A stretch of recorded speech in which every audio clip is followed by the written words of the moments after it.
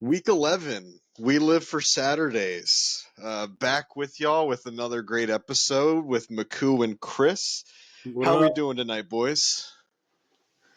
Watching Doing- some Monday Night Football. We're recording early this week. I'm proud of us. Look at us, couple go-getters. Here we go. We're doing good. Happy to be back. A lot to talk about, fortunately and unfortunately. The daylight savings time has already ruined my life. I was about to take a nap at 4:30 today. It was wild. Well, I mean, but it does give you an extra hour's sleep that night. Yeah, that one night, and then you have 6 months of just darkness. Sunday is just very lengthy with that, and pack it in. Yeah, that's not even our day of the week. We got to focus. We should do this on Friday nights. That's true. I felt super old on Sunday because obviously newborns don't understand time change, and they Really? Yeah, I guess they're not taught that yet. But waking up at 6:30 and starting my day, going to get breakfast, and then getting in bed by 8 p.m. It was a dream. I don't know how you do it, man. It does make getting up easier, though. Yeah, It if you're does. a farmer. I mean, That's what this sometimes is I all try to get for. up early. Sometimes I was try gonna to say, get up it was early. all invented for the old agricultural people. That's true. I- Benjamin Franklin.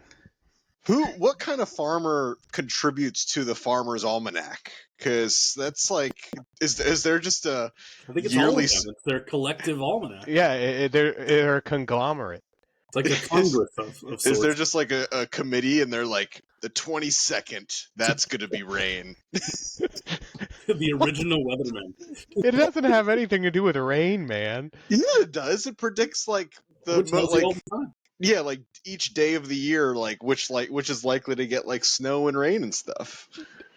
They're probably cloning just as sheep accurate. now. They're what? They're cloning sheep now.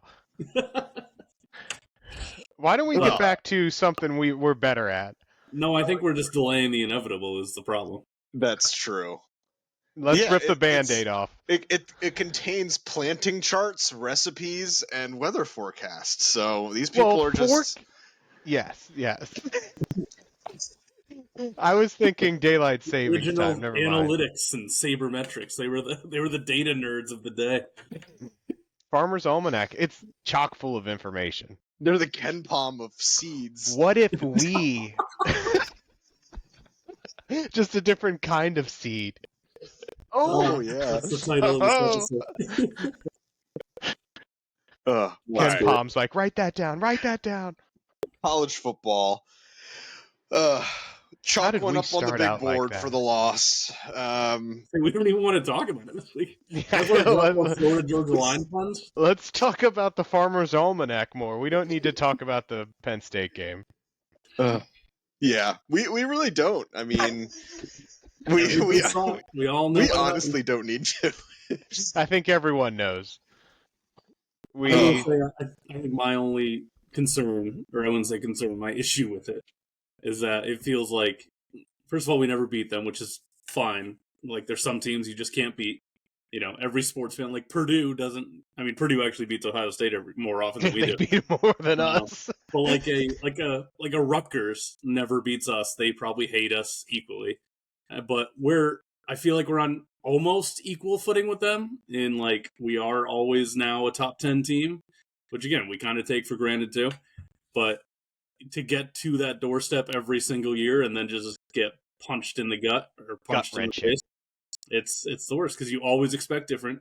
And they always give you a glimmer of hope. Like this year was the first and goal at the 3-yard line and did absolutely nothing with it. So, Twice. yeah, well, the interception was the dumbest play of it. I had shut the game off at that point. Hit him I in went- his chest. I went about 6 minutes of radio silence after when Will Howard fumbled out the end zone. I already shut the TV off and I threw my remote across the room and I walked away.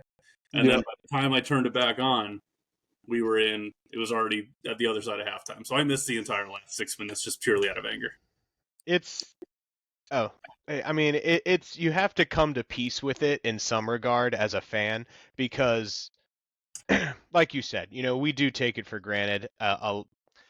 115 or so teams would love to be where we are. However, Correct. it just proves time and time again we're not going to get there, and we just, we're probably going to make the playoff, but we're not going to get there. We're not going to beat those top 5 or 6 teams, and you just have to be okay with that. You have to be okay with that because we could fire Franklin, and everyone will be happy for about 6 months, and then there's a whole Bo Pelini situation going on where we just fall back down to 7 or 8 wins every year, and we're like Nebraska, where a once storied franchise, but we can never be close. And we're close right now.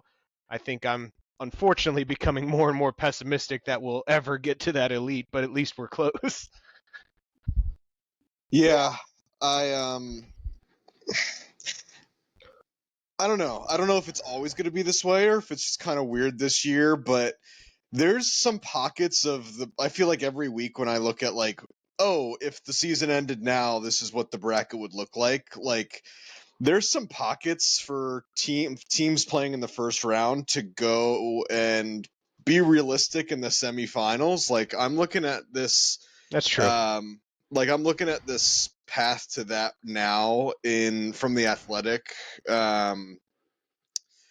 and this is just based on the rankings, and it's having us play Tennessee in the first round, and then we would play Miami in the second round. I'm A-okay with both of those, actually. I agree. And then we play Georgia, and not okay with that. Cry. But can we opt out if we win like 2 games? We just be like, you know what, we're good, we're far enough. Yeah. What do the losers of the Sugar Bowl get? Because just give that to us now. But that'll be fun. But it's just wild. Like, I don't know if it'll always be this way. It might always be this way with how it's structured with like the group of 5 team and the top 4 champion and that kind of thing. But like Ohio State playing Boise and BYU is pretty wild.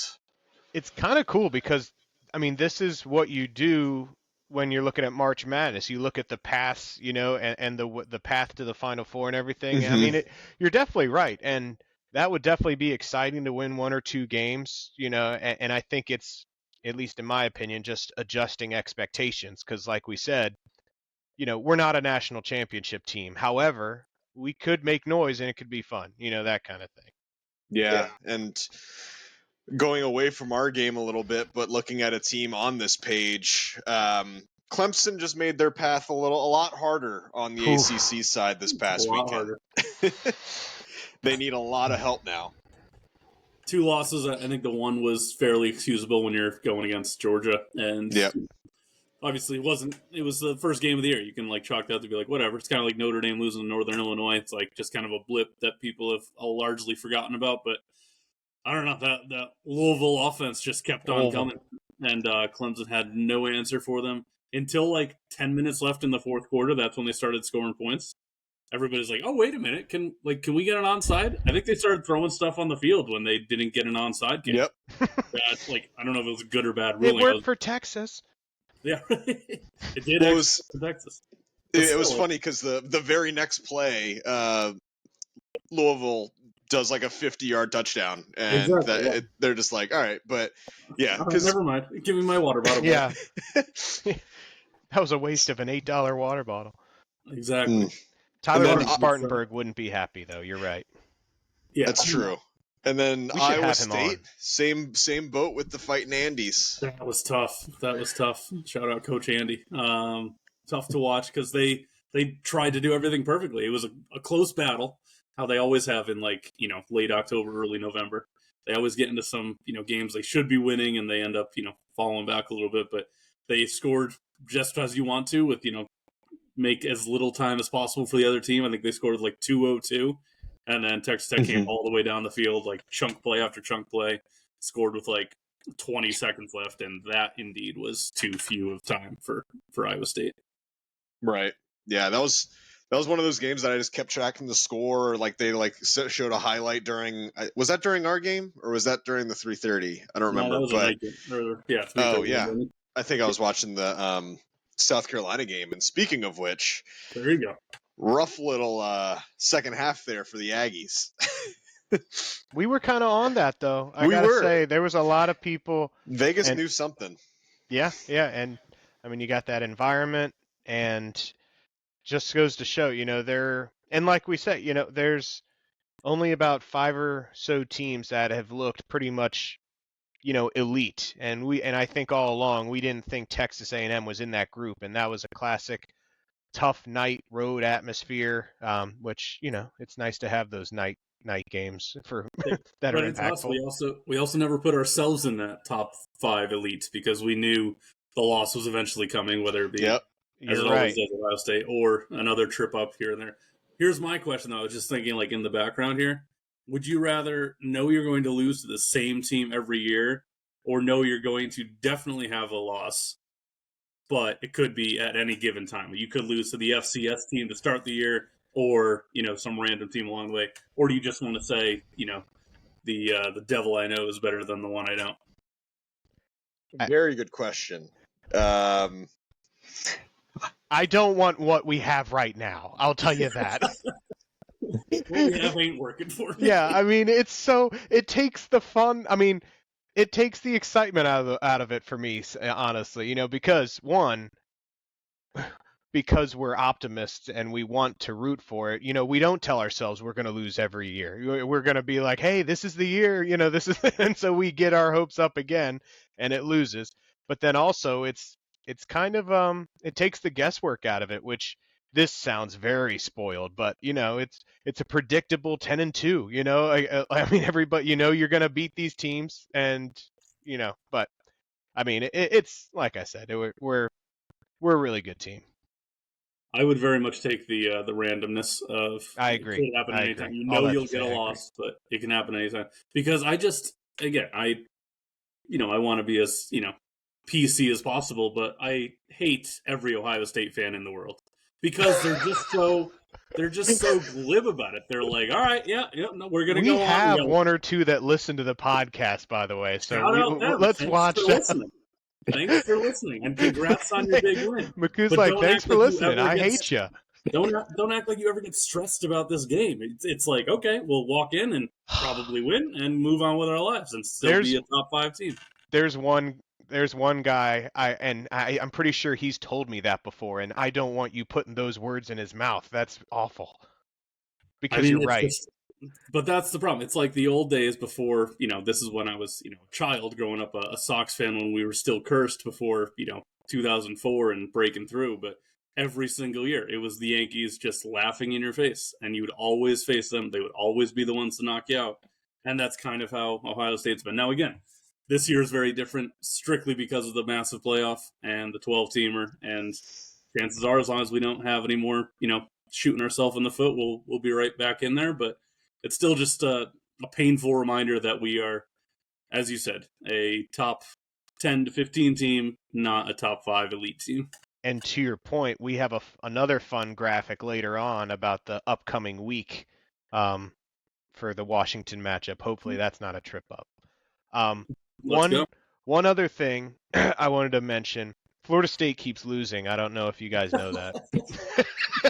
Thank you for the reminder. Florida State keeps losing. Hey, do you want to guess their season high in points this year? I think it's not even 20. I saw that they're the only team in college football haven't reached 21. Is that true? Week 1, they reached 21. Oh. Against Georgia Tech. And since then... Or over 21. Yeah, they have not gotten over 21. Since then, they've scored 16 twice, and then they've been averaging about 11-something per game. I saw that Ashton Genty has more points than their entire offense all year. I believe that. That makes total sense. He has more points than most teams, I would imagine. Yeah. I've never seen a collapse like this. I really don't. Remember, because again, they were coming right off the 12-0 and being spurned from the playoff.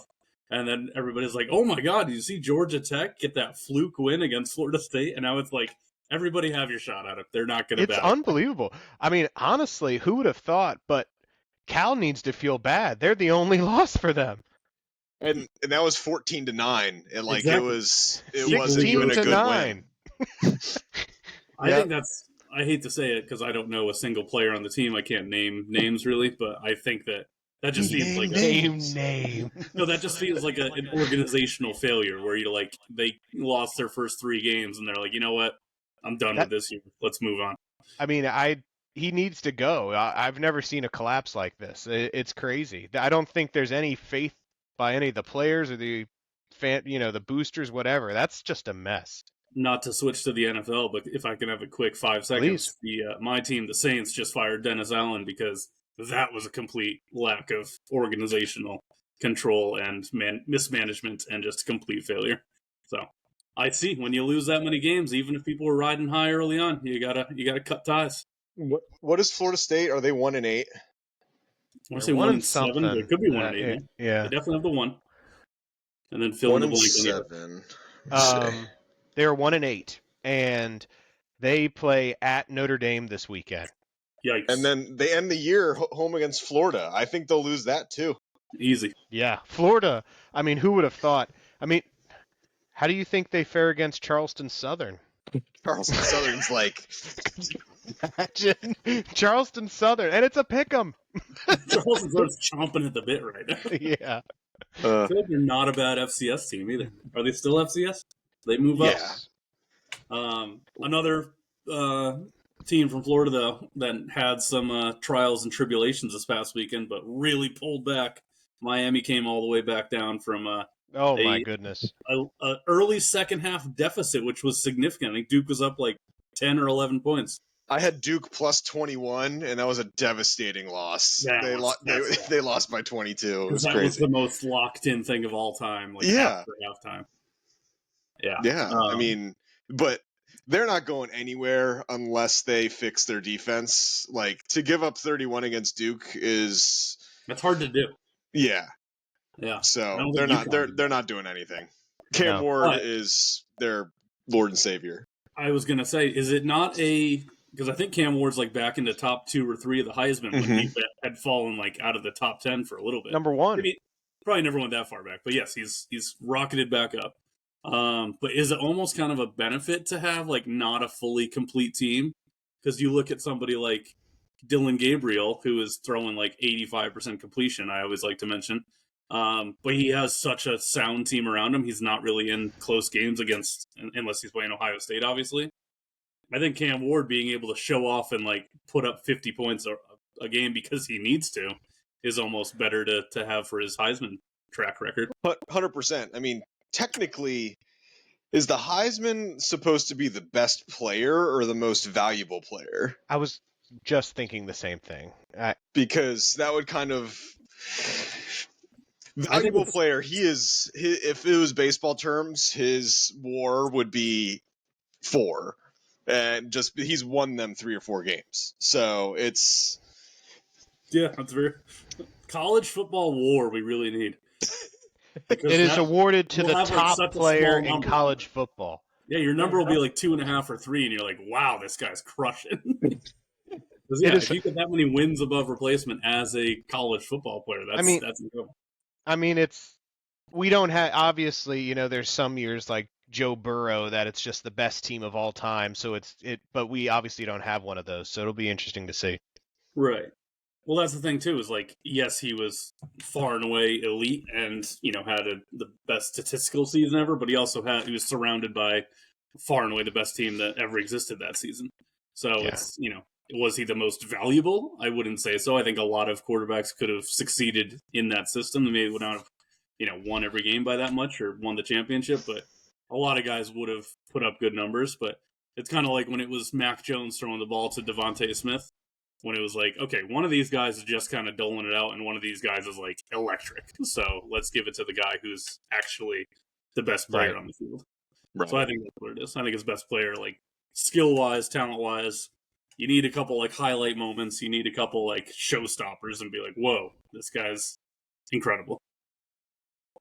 And a couple other ones. I mean, a big surprise win for Houston over K-State. Can't lose that one with K-State.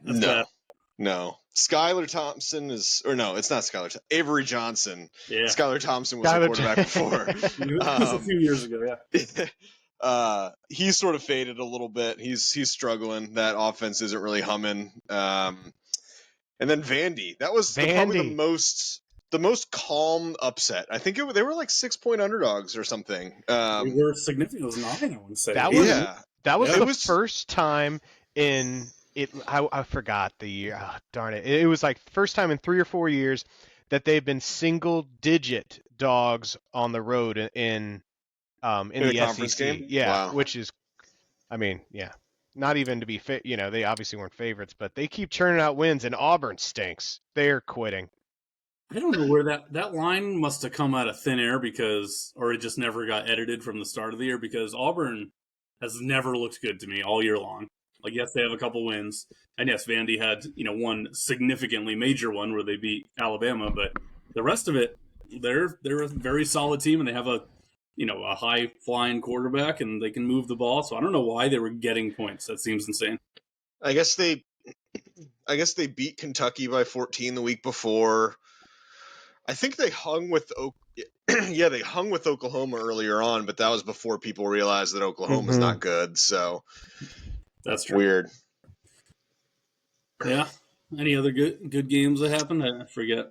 I mean, there were a few other covered ones. most of I them. don't know if there's. The Florida Georgia line, obviously, as we talked about quite a bit. Florida hung with them. Yeah. Hung with them. Even with their backup QB going. That's true. And then, their starter started out and got them the lead, but then fell Arizona's big dead. Oh yeah, I'm so mad at UCF. I'm so mad at UCF. They finally showed up. I was hoping they were going to be a sort of a dark horse in the Big 12, and the door has been left open. But they finally showed what their ability. Are you mad at them for showing up because you bet on Arizona, or are you mad at them showing up so late in the season because you wanted them to do better? That, yes. Fair. That's fine. Ooh, all right. Graphics. Hold on, I want to go one more quick chat. The greatest game of the entire weekend that nobody ever laid eyes on. Wyoming 49, New Mexico 45. Oh, I laid eyes on it. They ruined a 10-leg parlay. Oh no, I'm sorry. No. Stupid Wyoming. Yeah. But anyway. And that's another thing. Too little, too late. I had them to get 6 wins. They're 1-7 now, 2-7. So thanks, Wyoming, for nothing. If we want to talk blown parlays, I am still very dismally mad at Oregon. They had the ball on Michigan's 10 with 20 seconds left and forced a touchdown when they were up 20 points, just to do it, just to be a jerk. Do it. Yeah, and obviously I had the under. I did an alternate under. I was surgical with that pick. Blew it at the last second. Sam, I love this graphic, but before I forget about New Mexico is, if you just shifted Purdue 10 feet to the right, the New Mexico high-flying offense and atrocious defense. That's what college football is all about. Sorry, we should probably explain what we're looking at. Sorry. That's true. I'm just picking up. Is New Mexico on this one? No, this is the Power 5. Good. Group of or Power 4. There's another one here. Okay, this is Group of 5. There it is. Gotcha. Exactly right. Good job, Chris. Thank you. All right. Wow. So Sam, tell the people what we're looking at here. All right. So this is our boy Bud Davis on Twitter. Follow us back, Bud. So he has some model or whatever that weighs all these team stats, but what this is looking at is adjusted EPA, which is a stat that measures the impact of a play by calculating the difference in expected points between 2 consecutive plays. So it's expected points per attempt, essentially. Basically, yeah. Expected points added, I guess, would be by play or by team or whatever. So the farther on the right you are, the better offense you have, and then the higher you are on the chart, the better defense you have. So well, no wonder we lost to Ohio State. Look at them. They're just he sort of dumbs it down and puts the bottom left corner, bad offense, bad defense, and puts Purdue right there. So it's a tough look for the Boilers. UMass is showing off a little bit against Rutgers. UMass is just oh, brother, they stink. But this graph right here is why we should be nervous this coming weekend. Thankfully, it's the whiteout, but we are right next to Washington. On Peacock. I was gonna say the whiteout that you mean is at a primetime game and available for everybody in America to watch. Yeah. No, it's on Exxon TV. Pretty much. Yeah. Much. It's Peacock, so if you don't have that, you can't watch the whiteout. But yeah, very, very close. I mean, right neck and neck defense. Obviously, the atmosphere is going to help the Penn State Washington matchup here, but I mean, we're very, and this is opponent adjusted, like you said. So I mean, I'd be we're a stunned very if, even team. They're if probably one of the Washington more covered them. underrated teams here. I personally like the "you lost to who" pointing at Kansas State because Houston is all the way over here on the far left. Yikes. You know what's interesting though? Hidden right behind Washington, who we're solidly ahead of a little bit, is Georgia. Who That's a would've good thought? point. I mean, gross game, kind of that first half and for kind of first part of the second half against Florida. But I don't know. Is this all just Kentucky. for the last game, or is this for Full season? There you go. Okay, I'm happy Now to hear that. this is opponent adjusted. It is not Kirby Smart adjusted. So if he's True. yelling at them and making up lies that, yeah, the other coach's mom said you stink, they come out and win by 40, that's not factored in here. Classic Kirby Smart line. Indiana's legit. I Look at still, Miami. Yeah. I Their have more and more offense. respect for Indiana as the hours tick by. Same. Praise God that we don't somehow match up with them in the playoff, or I thank God that we weren't matched up with them this regular season, because I do not want to be in there. They're in a war path right now. Our Purdue matchup could have easily been Indiana. I mean, later in the season. Literally, yeah. Just pick another one. Tennessee, though, really solid defense. Notre Dame, but yeah, I mean it. Colorado looking at this, way higher than anybody wanted them to be. Yeah, they're a solid team. I mean, they're looking pretty good. I mean, that's what they were last year. Is they could put on a show on offense and not really back it up on defense. And clearly, this is showing that something got figured out on the other side of the ball there.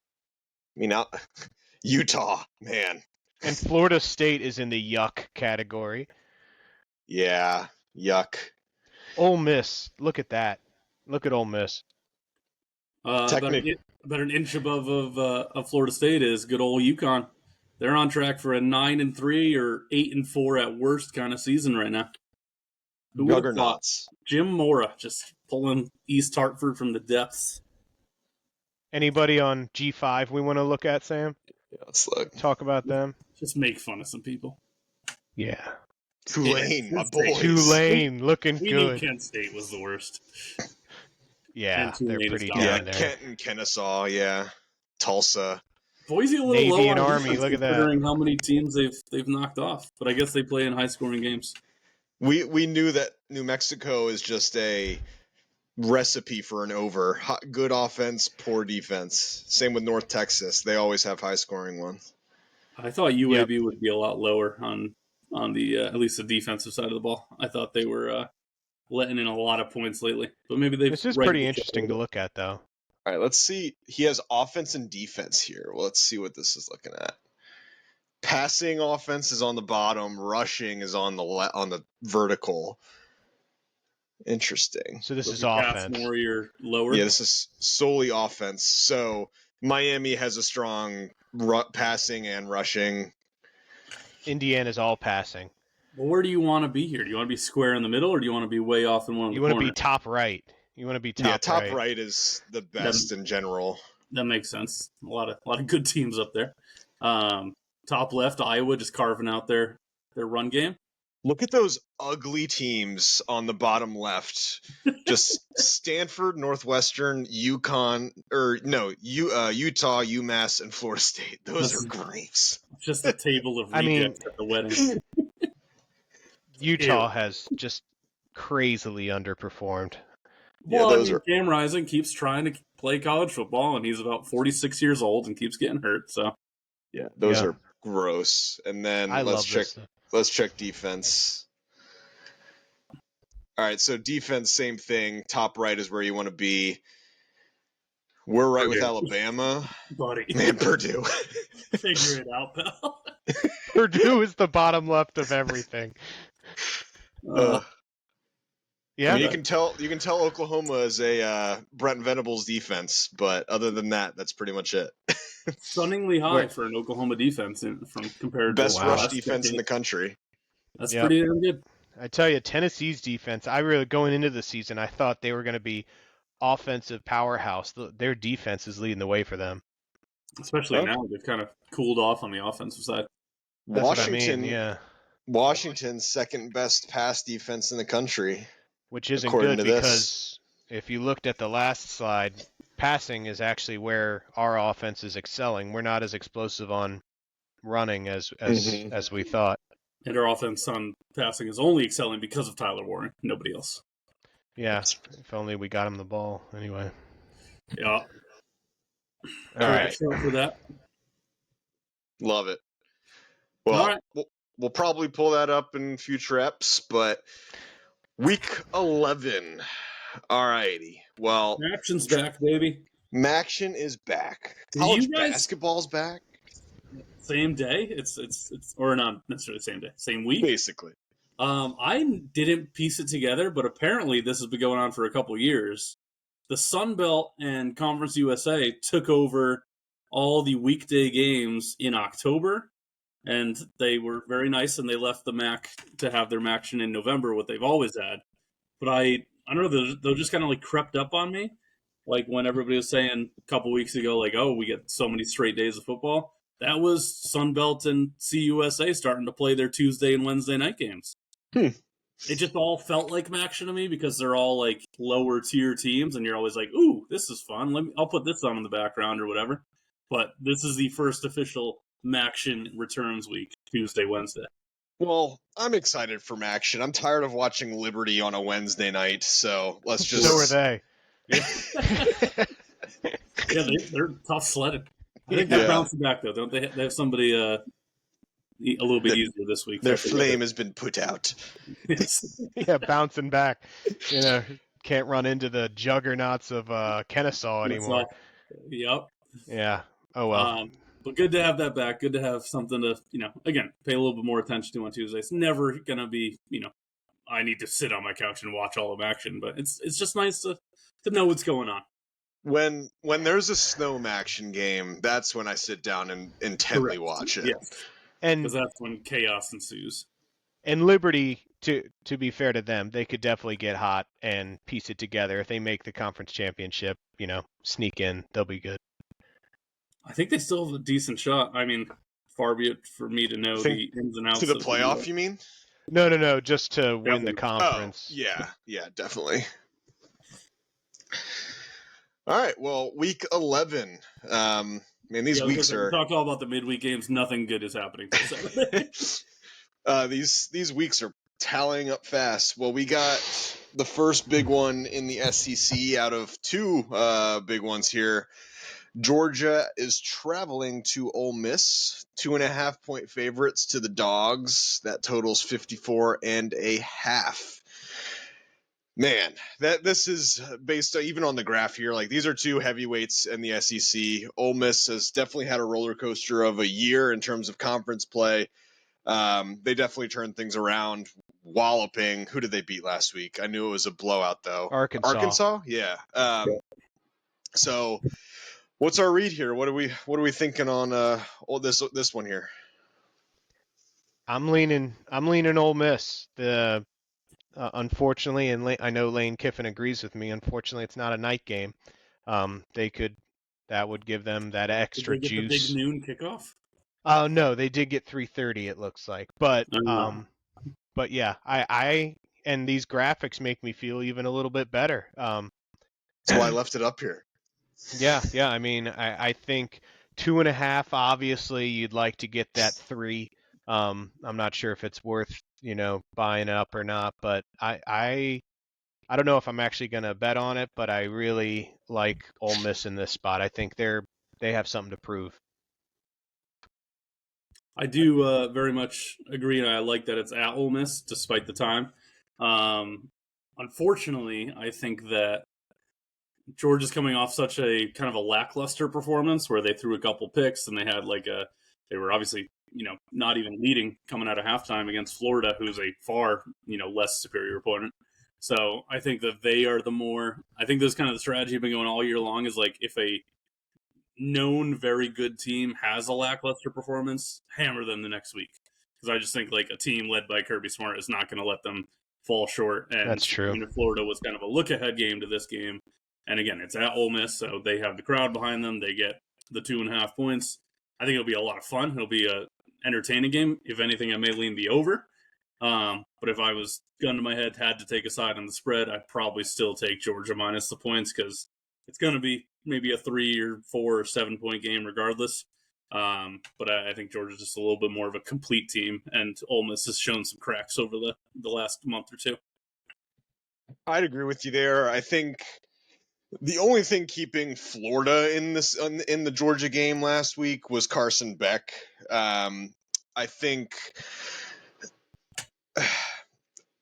if he can keep and control the ball, take care of the ball, I see Georgia winning by a touchdown at least, at even away. I don't know. I feel on the defensive side, I don't see Ole Miss forcing a lot of turnovers from Carson Beck compared to others.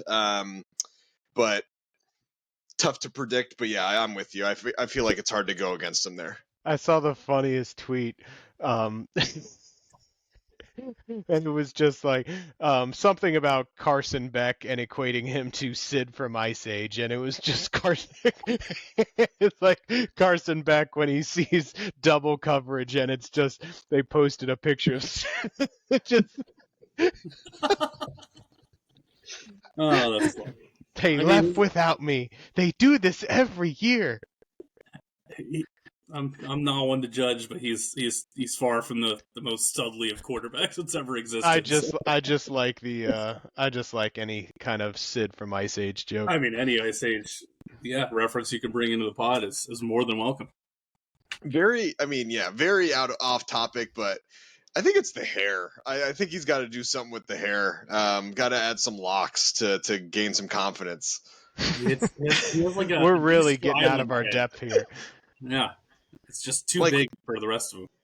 I think he painted his face to try and look tough, but I feel like whenever he's playing, it just looks like a LinkedIn profile picture or something. But I'm anyway. sorry, I know I started this, but I didn't mean for it to turn into a Carson Beck hate sesh. I'm not hating. That's just what he looks like. It's just like Jerry Seinfeld. Yeah, you suck. I'd put the money on Georgia. I'll tell you that right now. Yep. There you go. Yeah. Maybe a little taste on the over. Honestly, I think they're still probably my favorite to win it all right now. Georgia? Mm-hmm. I you know what? I had the dumbest thought of all time Saturday night. I was watching all the other scores come in. I got, kind of one of my parlays busted by Oregon, but I was like, Oregon may really win this whole thing, which is insane to say because they've been number one for the last full-on 5 or 6 weeks. And credit to them. I like Dan Lanning a lot. He's running a good show. Dylan Gabriel, again, I've said 1,000 times, is just not making mistakes. He's being very efficient. So I don't really see a flaw in their game. Obviously, anything can happen in the playoffs, but I think if I had to put my money somewhere, I'd probably go Oregon. I'm sure they're far and away the favorite, if not up there with Georgia or another team.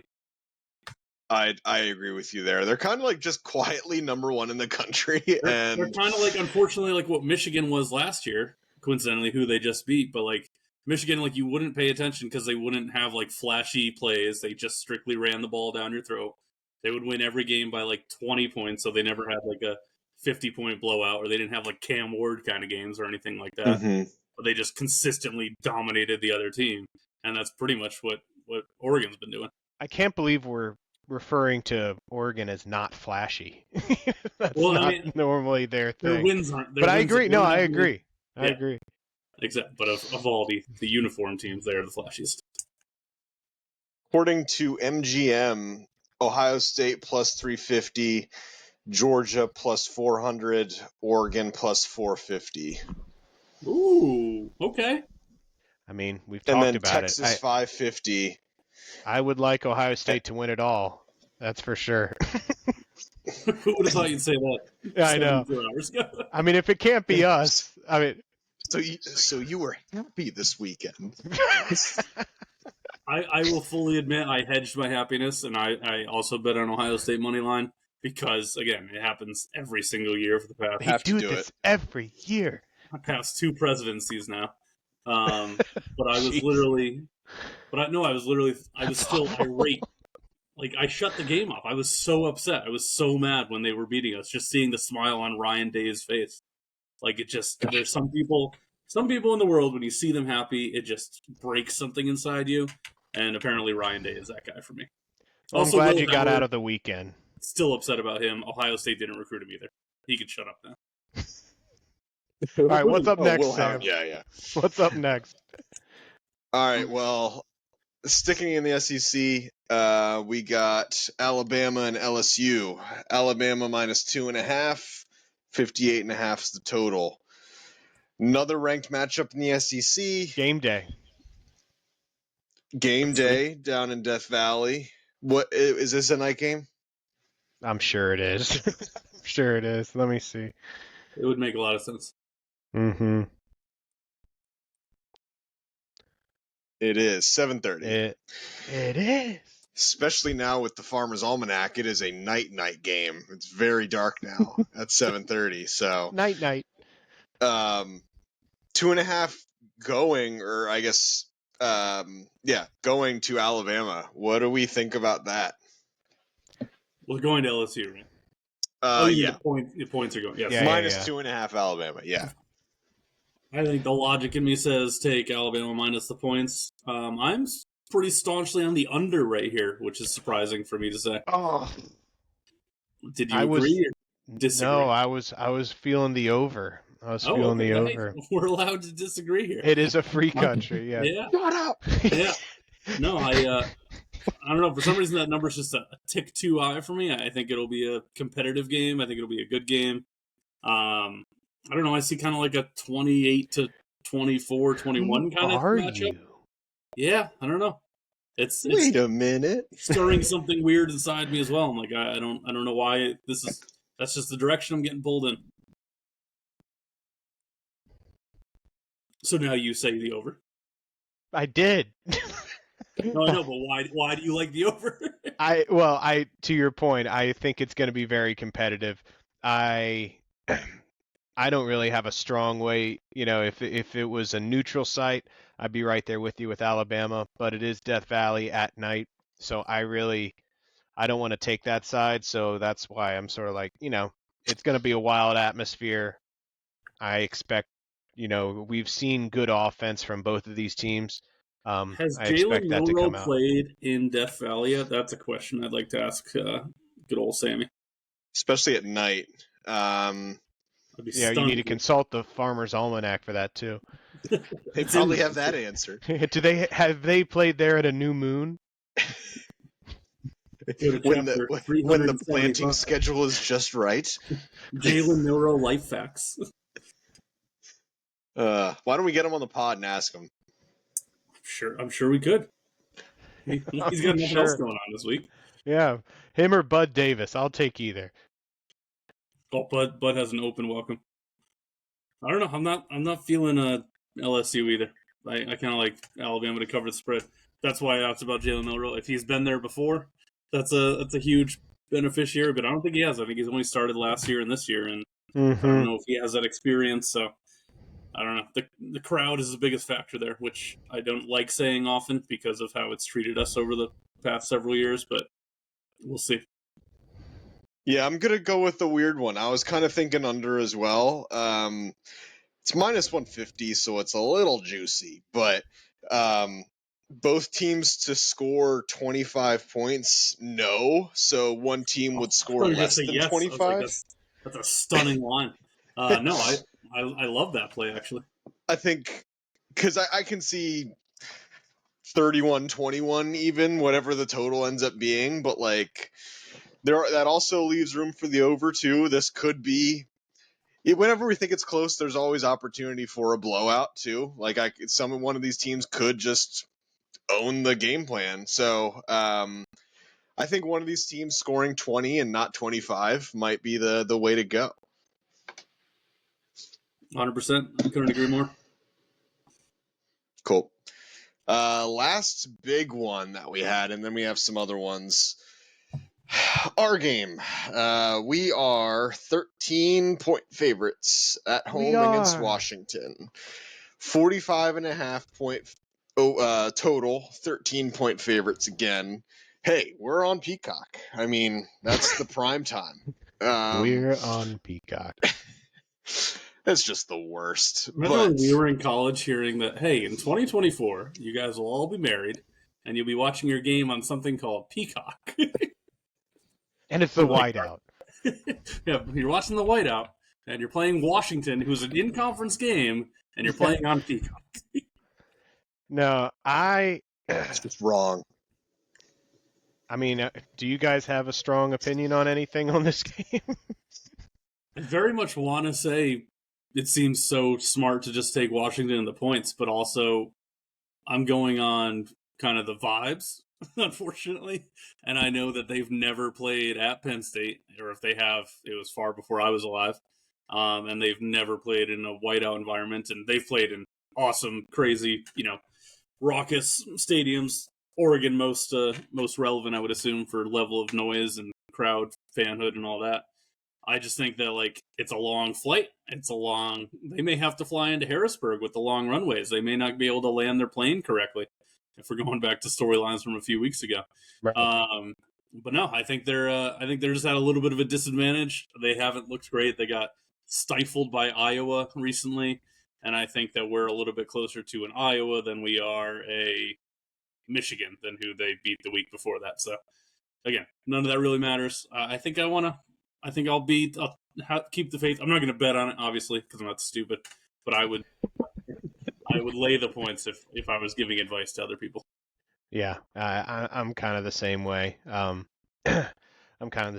think I would probably try to buy it up to 14 points and then let it. It's probably going to be a lower scoring game, I would guess. I would lean Washington here too. Oh no, I'm leaning Penn State. I'm saying. Oh, you said lay the gotcha. Lay the points, yeah. Again, stupid. Probably won't actually happen, but I think the best thing would be if you want to do any sort of teaser action, get us under 10. I think we win this game by 10. That seems right. That seems right in my mind. I agree with that. So to your point too, if you want to take Washington plus 14 or whatever, go thread for the needle. Yeah. I'm going to go with Washington team total under 17.5. I think. Interesting.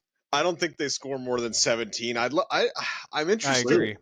I'm interested in a stat, and we'd have to go back and look at it. But I guess when's the last non-Michigan or Ohio State whiteout game? I guess would be my first question. We did some Iowa Purdue game a couple of years ago. Really? Yeah, because it was like when Big Noon Kickoff finally started, and they were like, "Oh, we're doing your Michigan game at noon. You got to do a different game." So it was either like Minnesota or Purdue, and I was like, "This doesn't make sense at all. This is just wrong." I'm sure we can find it. I have it here. I've got it. All right. Yep. Are you on Wikipedia? Yep.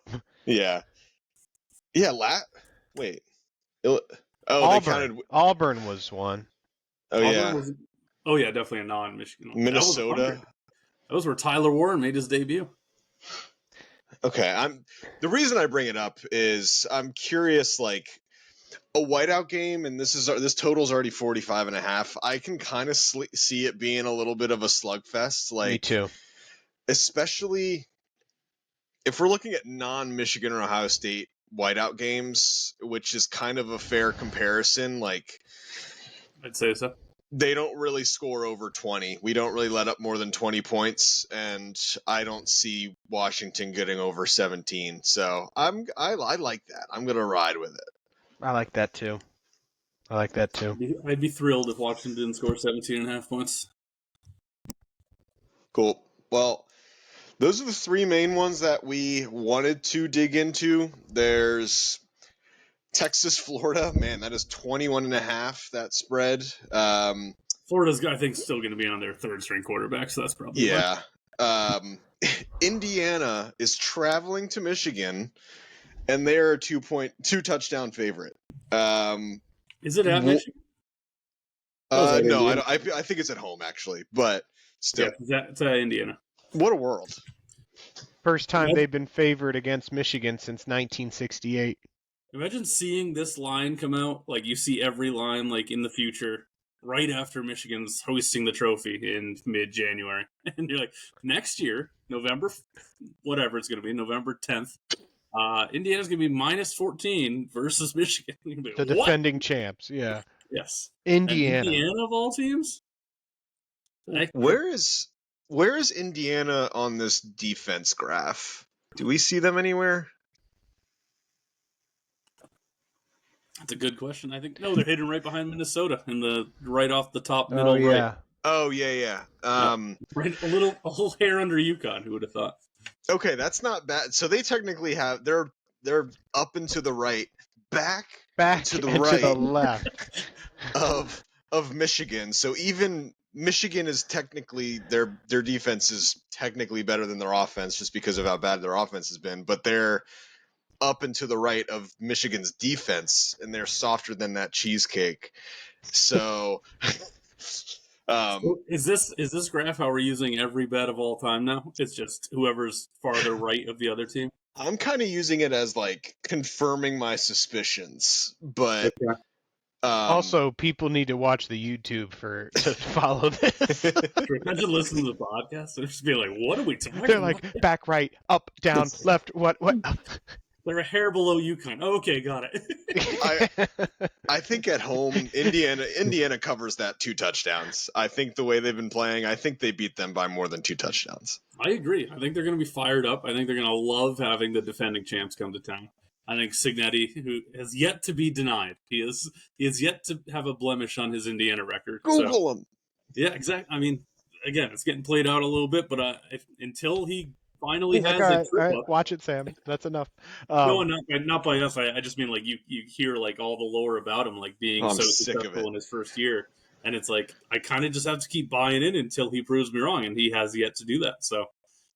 And I'm Florida with you. State is 27-point dogs against Notre Dame. Also, Indiana came out and was down, kind of unfortunately similar to our game. They went down 10-0 very quickly to Michigan State, who I'm very anti this year. But I was like, obviously they're going to bounce back. I think they won 47-10, so they just went completely unencumbered by that and took off and just dominated the rest of the way.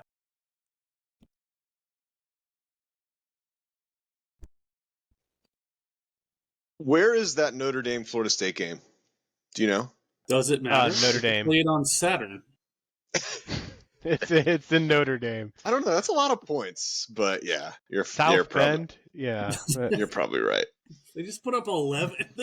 They scored 11 points in the most random of times. They don't score normal. And Notre Dame's normal points. defense is slightly better than.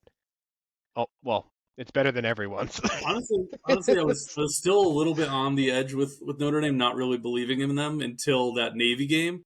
Which who would have thought I'd say that? But like Navy was running at a very high level and putting up a ton of points, and then Notre Dame just squashed them. I mean, looking at our graphic here, Notre Dame best defense in the country. Surprisingly, yeah. Opponent adjusted. That's good to see. Talk about chaos, McCoo. You put it in a perfect way here. 2 SEC chaos teams, Vandy versus USC or South Carolina. Vandy's getting 3 points, 3.5 points. Pretty low total at home. SC's coming off of a high. What do we think there?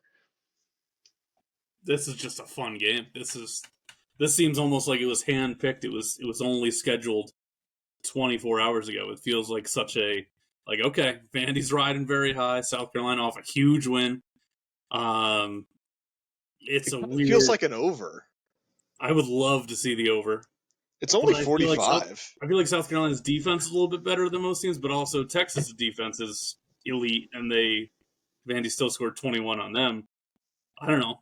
True. But at the end of the day, it continues to be like 24-21, and that's exactly what the line is telling you, and the over-under. So I have no way to predict one way or the other, like who's going to win this game. I think it'll be highly entertaining. But yeah, because they're just both in like such a chaotic mode of upsets and, up and down seasons. Both teams to score 20 points is plus 135. We're going to go for that. I'm looking forward to it. I don't know if I have a strong nervous stance about either. Vandy. I could see Vandy topping out at like 17. All right, well, 15 points is minus 150. We'll go there. Boom, done. Absolutely. I like that. Yeah, for sure. They definitely score 15, maybe not more than 17. Those are the only things I know. Yeah, no, that's a fun game to watch, though. Any other games we want to call out? I'm curious about Miami playing at Georgia Tech. It's a large total. I think it's like 62 or 63 and a half. But the way Miami's been playing and the way that Miami just does not care if they go down, as proven by last week, I think that they may and will give up 20 points to Georgia Tech, who's still kind of a feisty team. They've been knocked around a little bit, but they're not, fully down. They've had a couple good wins. I think they'll give them a little bit of a battle in the first half, and then Miami breaks away like they've been known to do in the second. So I love that a lot. I think it could be the same exact game script as the Duke game. Probably the same exact score, 53 to 31. Exactly what I said. Yes. Yes. It's the exact same game. Yep.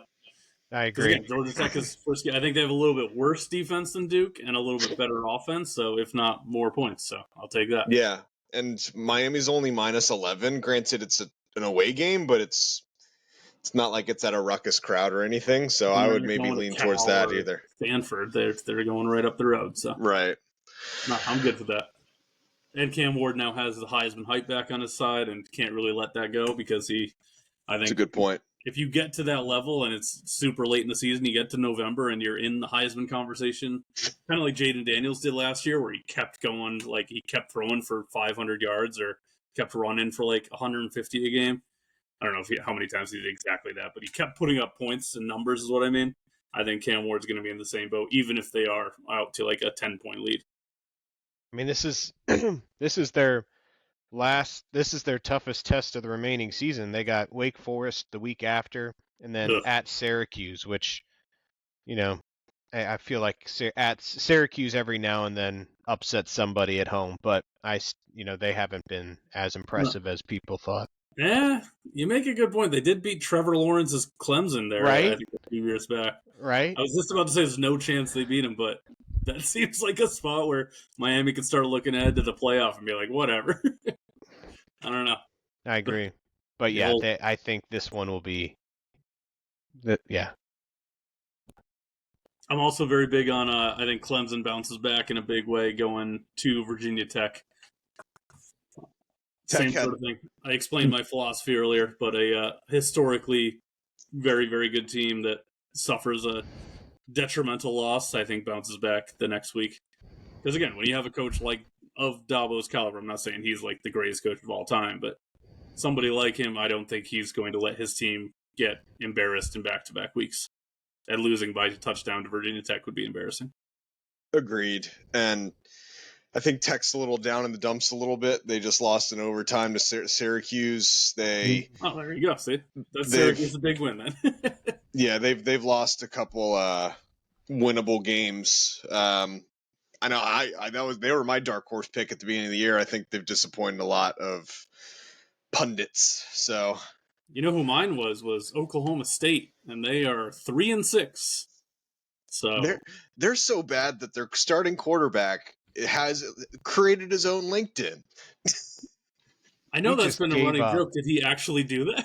Yeah, that was his actual LinkedIn. Oh my god! Cam Rising needs to do that now. Cam Rising's well behind. I thought he tetanus survivor as his job role. That's what he's done half the time. That should be another good week, though. Yeah, another good week. Great ep. I know people who are listening to it. Feel free to hop on over to the YouTube. I'll post this so you can see what we're actually pointing to during the episode. But top right, bottom might left. Be a little late at this point. But yeah, we'll probably continue doing something like this in the future. But looking forward to a turnaround week for Penn State and some entertaining games, as we were talking about. Yes, sir. I love it. Well, keep living for those Saturdays, and have a great week, and we'll see y'all in week 12.